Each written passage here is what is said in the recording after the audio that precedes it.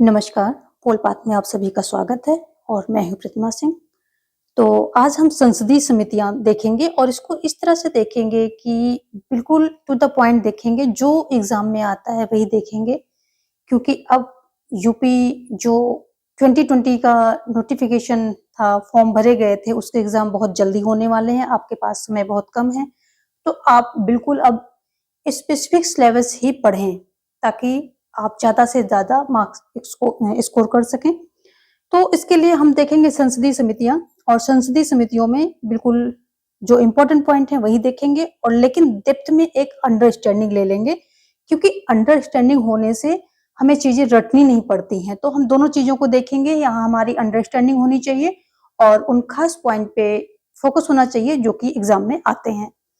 चलिए देखेंगे, parliamentary committees बोलते हैं, संसदीय समितियां बोलते हैं। तो देखो, सबसे पहले हम देखें, अगर संसदीय समितियों की बात करें तो इनका वर्गीकरण होता है कि ये कितने प्रकार की होती है। तो दो प्रकार की होती है। अगर इनको देखें हम वर्गीकरण के रूप में देखें कि इनका वर्गीकरण अगर करते हैं तो कितने प्रकार की, दो, स्थायी समितियां और तदर्थ समितियां।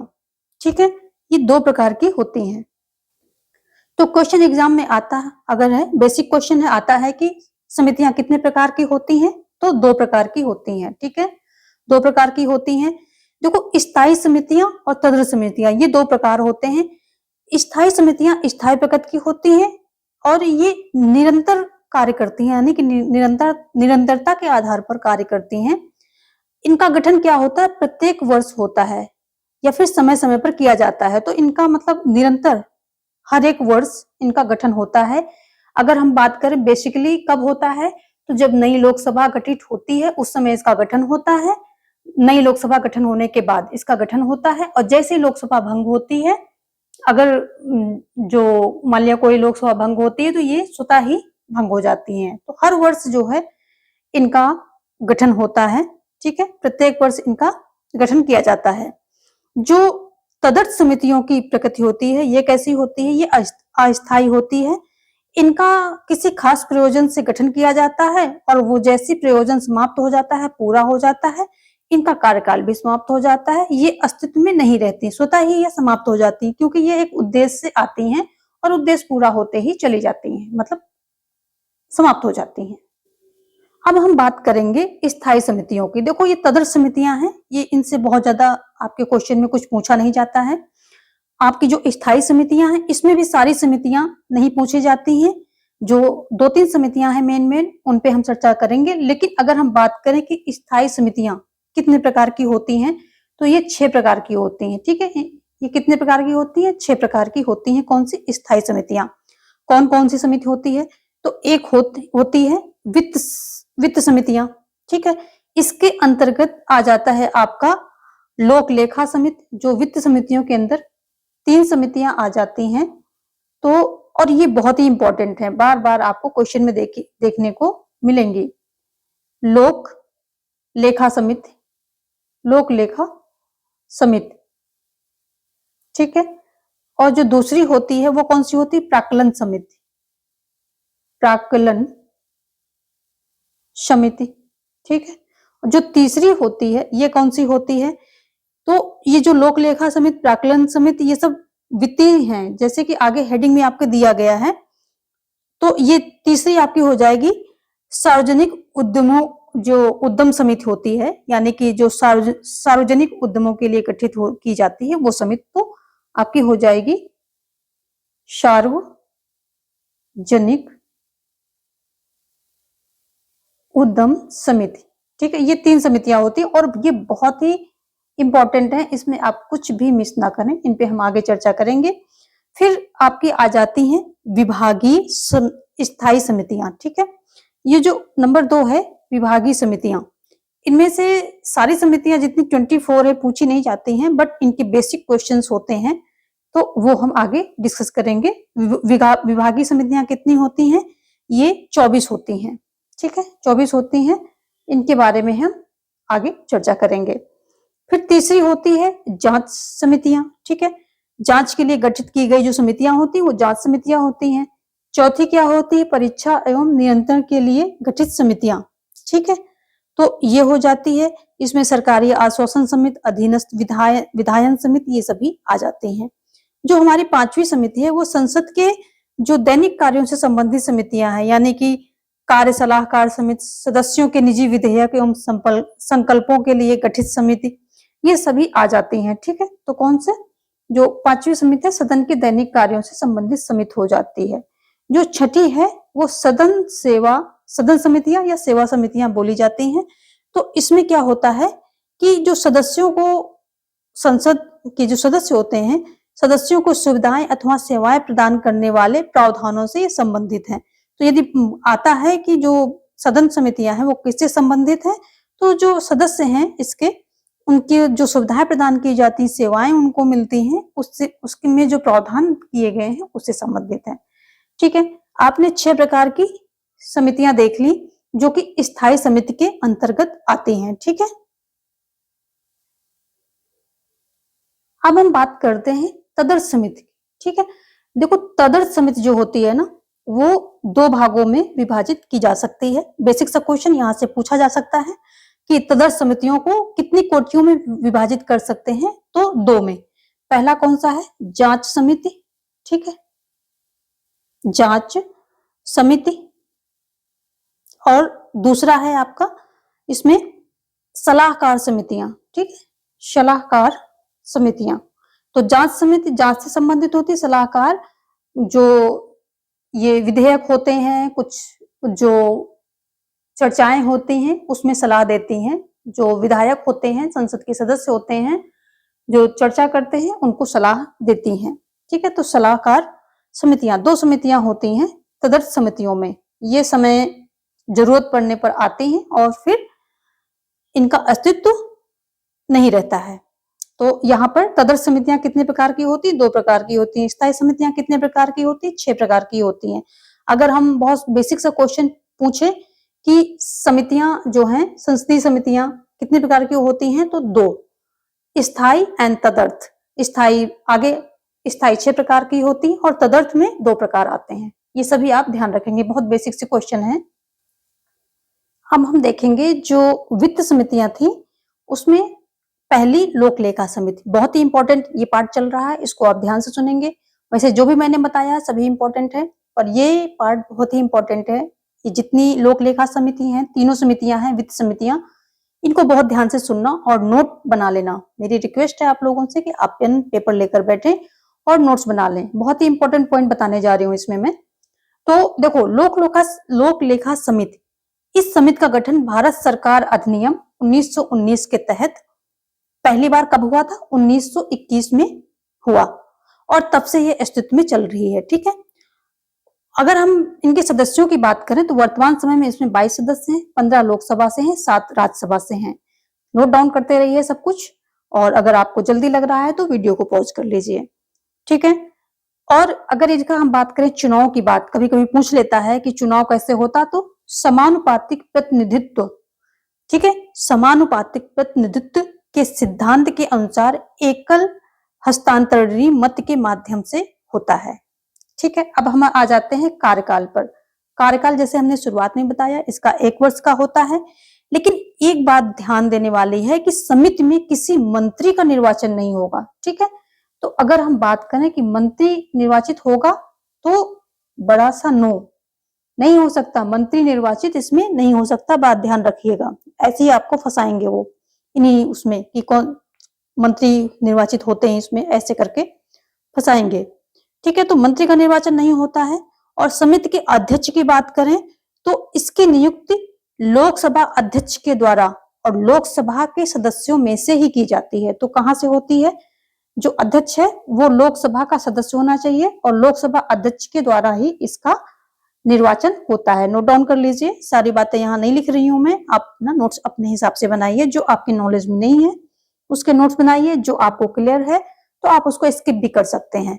तो बहुत ज्यादा नोटों की गठरी नहीं बनानी, जो हमारे माइंड में चीजें हैं तो उसको माइंड में रहने देते हैं, ताकि रिवीजन में हम वो चीजें रिवाइज कर पाए जिनमें हमें डाउट है। अगर हमें क्लियर वाली चीजें भी हमने लिख ली तो रिवीजन में क्या होगा, हम फालतू चीजें रिवाइज करते रहेंगे और हमारा टाइम खत्म हो जाएगा, यानी कि लास्ट में शॉर्ट टाइम होता है, टाइम चला जाएगा फालतू की चीजें हम रिवाइज करते रह जाएंगे। तो मेरा यही मानना है कि जिन चीजों में आपको डाउट है वही लिखिए, बाकी अगर जो चीजें आपके माइंड में फिट हो गई हैं तो उनको वहीं पर फिट रहने दीजिए।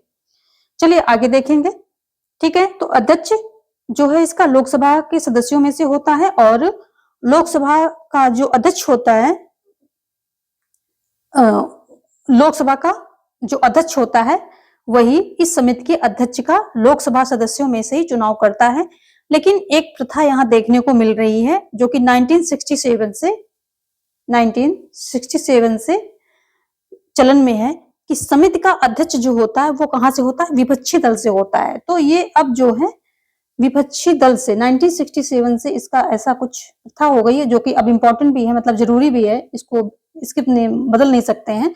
तो अध्यक्ष कहाँ होगा, विपक्षी दल का होगा। ठीक है, तो ये सारे कुछ मेन पॉइंट हैं, इनको आप ध्यान रखेंगे।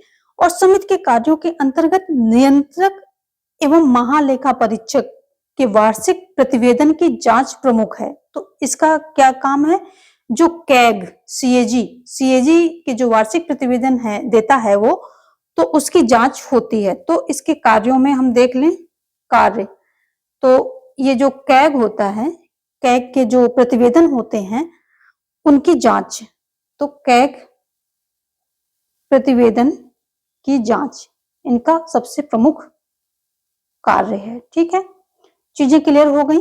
देखो कभी और डेप्थ में जाकर के पूछ लेता है कि कैग जो है राष्ट्रपति को जो अपना वो देता है, प्रतिवेदन देता है, प्रस्तुत करता है, तो नियंत्रक एवं महालेखा परीक्षक राष्ट्रपति को 3 प्रतिवेदन सौंपता है। ठीक है, और फिर ये प्रतिवेदन राष्ट्रपति जो है क्या करता है, उसमें संसद में प्रस्तुत करता है। 3 प्रतिवेदन सौंपता है। कौन कौन सौंपता है, विनियोग लेखा परीक्षा प्रतिवेदन, फिर वित्त लेखा पर लेखा परीक्षा प्रतिवेदन, फिर सार्वजनिक उद्यम पर लेखा परीक्षा प्रतिवेदन। तो कौन कौन से लेखा जो है, लेखा परीक्षा प्रतिवेदन, ये सब में कॉमन है, तो हम देख लेते हैं। विनियोग लेखा 3 देता है, कौन कौन से, विनियोग लेखा पर, ठीक है, विनियोग लेखा पर लेखा परीक्षा प्रतिवेदन। फिर दूसरा होता है वित्त लेखा पर, वित्त लेखा पर लेखा परीक्षा प्रतिवेदन। फिर तीसरा जो आपका होता है वो हो जाता है आपका सार्वजनिक उद्यमों पर लेखा परीक्षा प्रतिवेदन। ठीक है, सार्वजनिक उद्यमों पर लेखा परीक्षा प्रतिवेदन। ये 3 प्रकार के प्रतिवेदन जो है देता है कौन, कैग, किसको, राष्ट्रपति को। तो अब हम आ जाते हैं अपनी अगली समिति जो वित्तीय समिति में आती है। कौन सी, दूसरी, प्राक्कलन समिति। ठीक है, ये वित्तीय समितियां हैं, 3 समितियां होती हैं आपकी, लोक लेखा, प्राक्कलन और सार्वजनिक उद्यम। ठीक है, ध्यान रखिए, बार बार रट लीजिए, प्राक्कलन, ठीक है, प्राक्कलन समिति बहुत ही इंपॉर्टेंट है, तीनों ही समितियां इंपॉर्टेंट हैं। इनके बारे में जो भी मैं बता रही हूँ उसको ध्यान से सुनिए। इस समिति का अगर प्रादुर्भाव कहें तो 1921 में स्थापित स्थायी वित्त समिति में देखा जा सकता है। तो 1921 में जो स्थापित की गई थी वित्त समिति, उसमें इसका जो है एक प्रकार से प्रादुर्भाव देखा है, उसका उत्स देखा जा सकता है, यानी कि इसके झलक मिल सकती है। लेकिन अगर हम बात करें स्वतंत्रता पश्चात, स्वतंत्रता के बाद जो है, स्वतंत्रता के बाद ये कब पहली बार यूज की गई, तो ये जॉन मथाई जो कि उस समय के वित्त मंत्री थे। ठीक है, जॉन मथाई की सिफारिश पर 1950 में पहली बार प्राक्कलन समिति का गठन किया गया था। तो स्वतंत्रता के पश्चात जो है 1950 में पहली बार इसका गठन किया गया था। किसकी सिफारिश पे, जॉन मथाई, उस समय के ये वित्त मंत्री थे। ठीक है, जॉन मथाई, इनकी सिफारिश पर इसका जो है गठन हुआ था।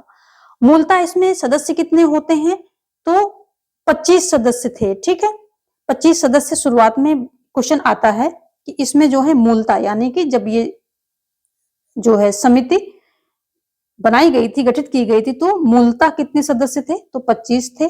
ठीक है, ध्यान रखिएगा, ये भी क्वेश्चन पूछा जा सकता है आपसे। मूलता 25 क्या थे? सदस्य थे आपके, लेकिन इनको 1956 में इसकी सदस्य संख्या बढ़ाकर 30 कर दी गई। ठीक है, 1956 से, यानी कि बनने के 6 सालों बाद इसकी संख्या कितनी कर दी गई? सदस्य संख्या 30 कर दी गई। ठीक है, 300 सदस्य कहां से होते हैं? लोकसभा से होते हैं। इस समिति में राज्यसभा का कोई प्रतिनिधित्व नहीं होता है, यानी कि कोई भी सदस्य राज्यसभा से नहीं होता है, सारे लोकसभा से होते हैं, 30 के 300 सदस्य। और इसके सदस्यों का चुनाव प्रतिवर्ष लोकसभा द्वारा इसके सदस्यों में से ही किया जाता है, और इसमें भी वही समानुपातिक प्रतिनिधित्व के सिद्धांत पर पालन एक हस्तांतरणीय मत के माध्यम से किया जाता है। ठीक है, तो ये जो चुनाव उसी प्रकार इसका होता है। सदस्य इसमें 30 कर दिए गए थे, पहले 25 थे, बाद में 30 कर दिए गए। चुनाव का तरीका वही सेम है, लोक लेखा समिति वाला। ठीक है, सारे सदस्य इसमें कहां से होते हैं? लोकसभा से होते हैं, कोई राज्यसभा का इसमें प्रतिनिधित्व होता ही नहीं है। तो 30 के 300 सदस्य कहां से होंगे? लोकसभा से होंगे। ठीक है, आगे भी वही बातें हैं कि इसमें कोई जो है मंत्री पद नहीं ले सकता, यानी कि कोई जो है मंत्री समिति का सदस्य नहीं हो सकता है। समिति का अध्यक्ष लोकसभा अध्यक्ष द्वारा लोकसभा सदस्यों में से ही नियुक्त किया जाएगा। ठीक है, तो लोकसभा अध्यक्ष द्वारा लोकसभा सदस्यों से ही नियुक्त किया जाएगा। सारी बातें सेम है। ठीक है, अब जो एक अलग बात है वो उसमें क्या था, जो लोक लेखा समिति थी उसमें अध्यक्ष जो था वो कहां से था? विपक्षी दल से था। लेकिन इसमें निरपवाद रूप से सत्ताधारी दल का ही होता है। जो लोकसभा ये अध्यक्ष होता है, समिति का अध्यक्ष कौन होगा? जो समिति का अध्यक्ष होगा वो सत्ताधारी, ठीक है, सत्ताधारी दल से होगा।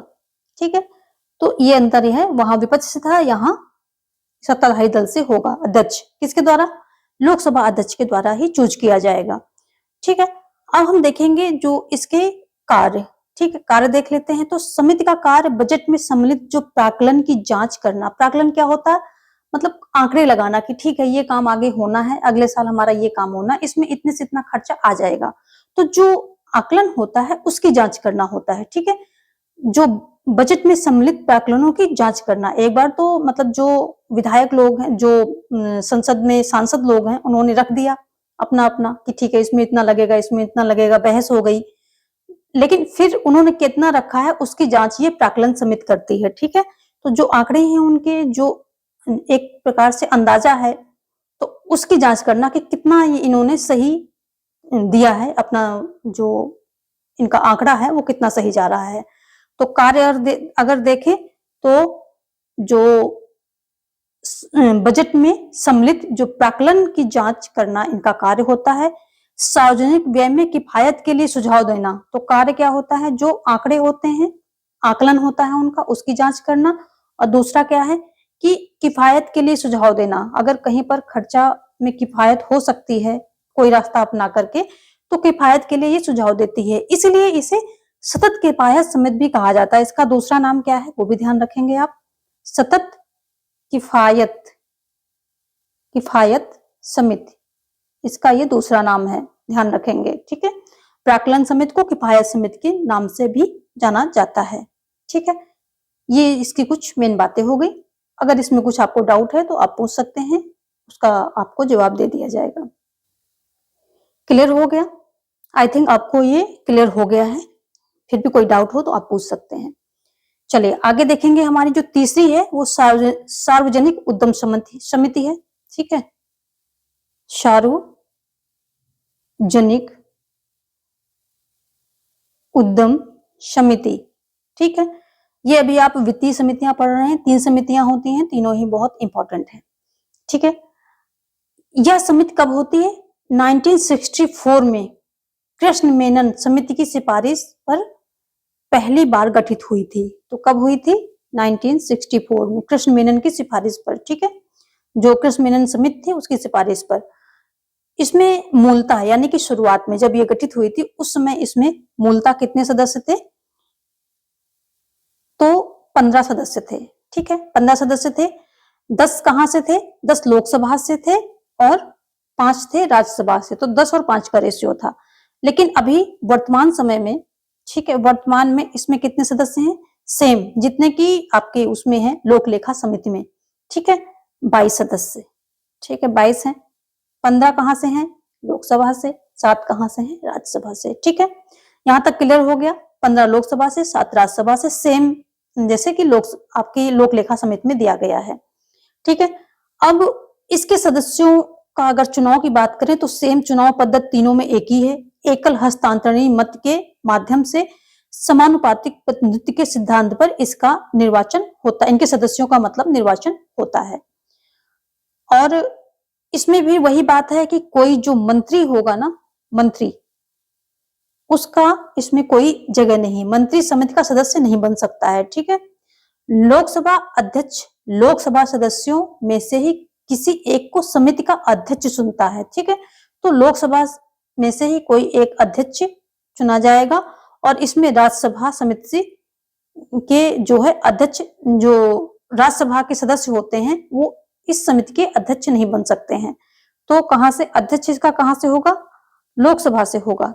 लोकसभा से इसका अध्यक्ष होगा और जो लोकसभा का अध्यक्ष है वही इनकी नियुक्ति करेगा। ठीक है, अगर हम समिति के कार्यों की बात करें, ठीक है, अध्यक्ष हो गया यहाँ पर आपका, ये अध्यक्ष की बात हुई है, तो अध्यक्ष कहां से होगा? लोकसभा से होगा, राज्यसभा से नहीं होगा और लोकसभा अध्यक्ष द्वारा ही चुना जाएगा, नियुक्त किया जाएगा।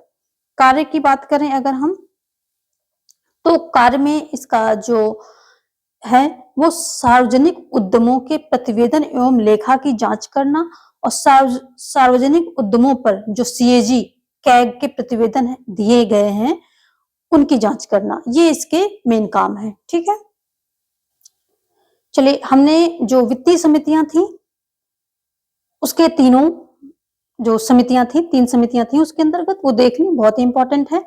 अब आपकी स्थायी समितियां कितनी होती? 24 होती हैं।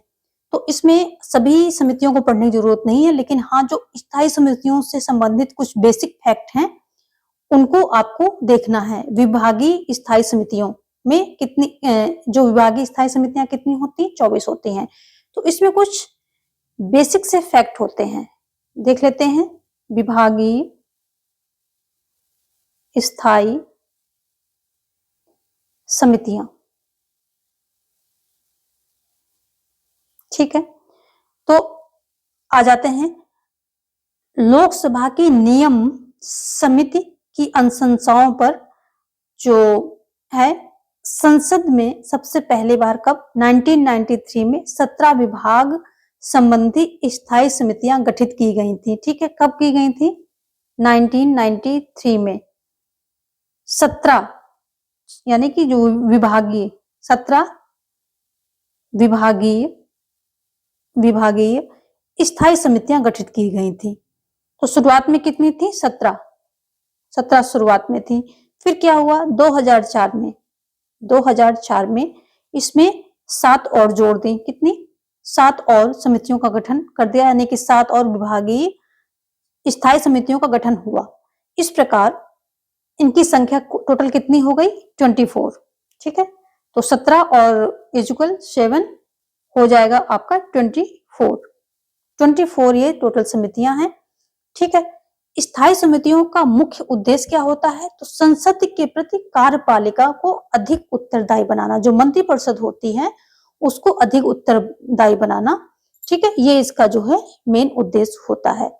इन जो 24 स्थायी समितियों के कार्य क्षेत्र में केंद्र सरकार के सभी मंत्रालय और विभाग आते हैं। ठीक है, तो ये जो 24 स्थायी समितियां हैं इनके कार्य क्षेत्र में जो सभी जो है ये केंद्र सरकार के सभी मंत्रालय आ जाते हैं और केंद्र सरकार के सभी विभाग, यानी कि सभी मंत्रालय और विभाग इनके कार्य क्षेत्र हैं।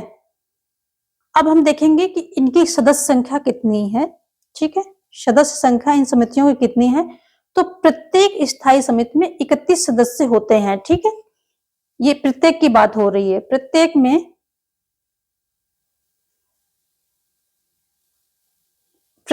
में कितने होते हैं? 31 सदस्य होते हैं, और जिसमें से कि 21 लोकसभा से होते हैं और 10 होते हैं राज्यसभा से, ठीक है। रेशियो पता चल गया। टोटल 31 सदस्य होते हैं, 21 लोकसभा से, 10 राज्यसभा से, और लोकसभा के सदस्यों का चुनाव लोकसभा अध्यक्ष सदस्यों में से करते हैं, ठीक है। जबकि राज्यसभा के सदस्य सभापति द्वारा चुने जाते हैं। तो जो ये सदस्य हैं, तो जो लोकसभा के सदस्य आते हैं 21, वो लोकसभा अध्यक्ष द्वारा चुने जाते हैं। जो राज्यसभा से आते हैं, वो जो सभापति होता है उसके द्वारा चुने जाते हैं, ठीक है। इतना समझ में हो गया? इतना समझ में आया आपको? इतना क्लियर हो गया, ठीक है। अब आगे इसमें वही बात है कि जो मंत्री होगा, इसका सदस्य, कोई भी मंत्री इसका सदस्य नहीं बन सकता है, बिग नो, नहीं बन सकता है, ठीक है। कार्यकाल की अगर हम बात करें तो सेम कार्यकाल, सभी जो है स्थायी समितियां कितने के लिए होती हैं? 1 वर्ष के लिए गठित की जाती हैं, ठीक है। कार्यकाल कितना है इसका? 1 वर्ष है। बहुत सारी तो कॉमन चीजें हैं। अब जो 24 स्थायी समितियों में से 8 समितियां किसकी होती? राज्यसभा, तथा 16 समितियां लोकसभा के अंतर्गत कार्य करती हैं। तो ये देख लीजिए, इंपॉर्टेंट फैक्ट है कि 8 समितियां, इनमें से जो 31 होती हैं, इनमें से 8 समितियां किसके अंतर्गत काम करती हैं? राज्यसभा के अंतर्गत काम करती हैं। जो बची हुई 16 हैं, ये समितियां लोकसभा के अंतर्गत, ये समितियां 16 समितियां जो होती हैं लोकसभा के अंतर्गत कार्य करती हैं, ठीक है। तो ये कुछ बेसिक से लेकिन बहुत ही इंपॉर्टेंट पॉइंट हैं। वैसे तो समितियों के बारे में बहुत सारा नॉलेज है, बहुत कुछ बाकी है, लेकिन अगर आपने इतना जितना मैंने बोला है इसके अच्छे से नोट्स बना लिए और एक एक मेरा शब्द आपने नोट डाउन कर लिया है, तो आपका क्वेश्चन इससे बाहर नहीं जाना चाहिए। तो यदि अभी तक आपने नोट डाउन नहीं किया है तो वीडियो को फिर से रीस्टार्ट करके, पॉज करके एक एक शब्द मेरा नोट डाउन कर लीजिए, क्योंकि एक एक शब्द से एक एक क्वेश्चन बन सकता है। तो आप जो है अब लापरवाही ना करें, क्योंकि अब जो है बहुत ही करीब आपका एग्जाम है। तो स्पेसिफिक होकर पढ़ें और फोकस होकर के पढ़ें, और एक इफेक्टिव लर्निंग की जरूरत है। अब समय कम है, और तो आपका फोकस और स्टडी टाइम बढ़ जाना चाहिए। धन्यवाद।